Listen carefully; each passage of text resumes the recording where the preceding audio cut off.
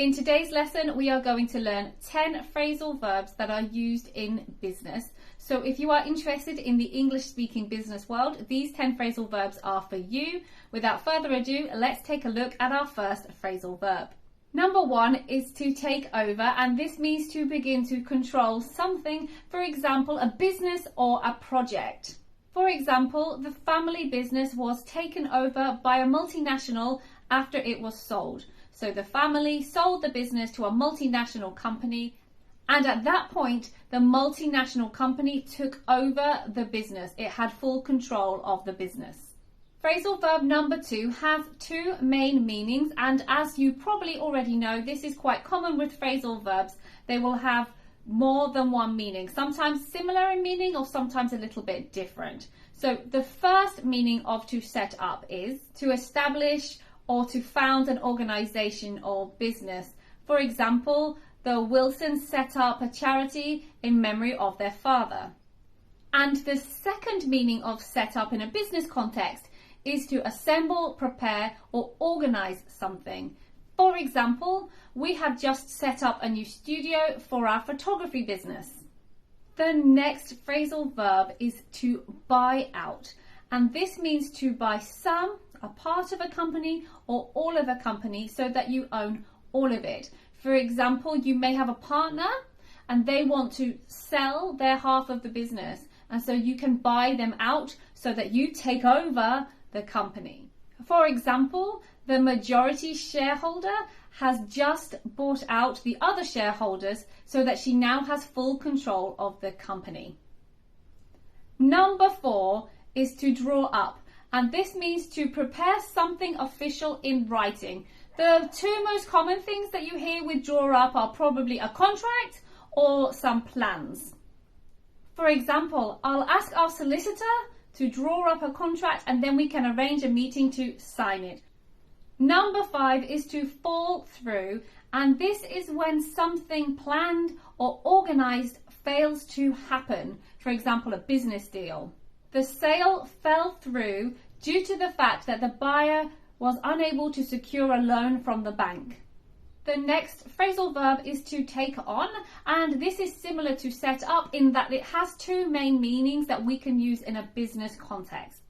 The first meaning of take on is to assume or accept a responsibility.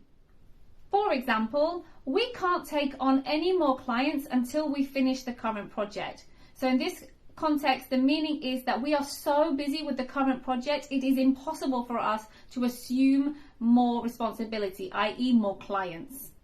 And the second important meaning of take on is to employ more people, to employ more staff. For example, when we get into the new building, we'll be able to take on more employees as we'll have more space. Number 7 is to cut down, and this means to reduce or lower something. Businesses like to use this phrasal verb with costs. They love to cut down costs or to reduce costs. For example, employees will be allowed to work from home 1 day per week so that they can cut down their commuting time. Remember, we have a special word for the journey to and from work. This is to commute, and it's also the noun is a commute. So you commute to work, and this is your daily commute. The next phrasal verb is to lay off, and this means to make somebody redundant, which if you don't know what that means to stop employing them because there isn't enough work for them to do. So this doesn't mean that the employee has done anything wrong. It's just that there isn't enough work or that their role is disappearing, maybe in a restructure of the company. For example, after the loss of their biggest client, the company had to lay off several members of staff. And usually as part of a layoff, also a noun, the company will offer the employees some sort of severance package, which means they will offer them some amount of money, like a lump sum, to compensate them for the fact that they have to terminate their contract to lay them off.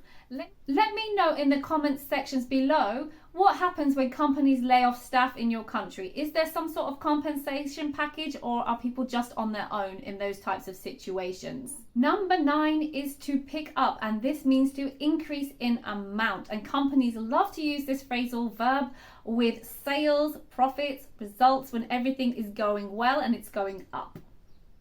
For example, we saw a slight dip in sales in the second quarter, but they picked up in the third quarter.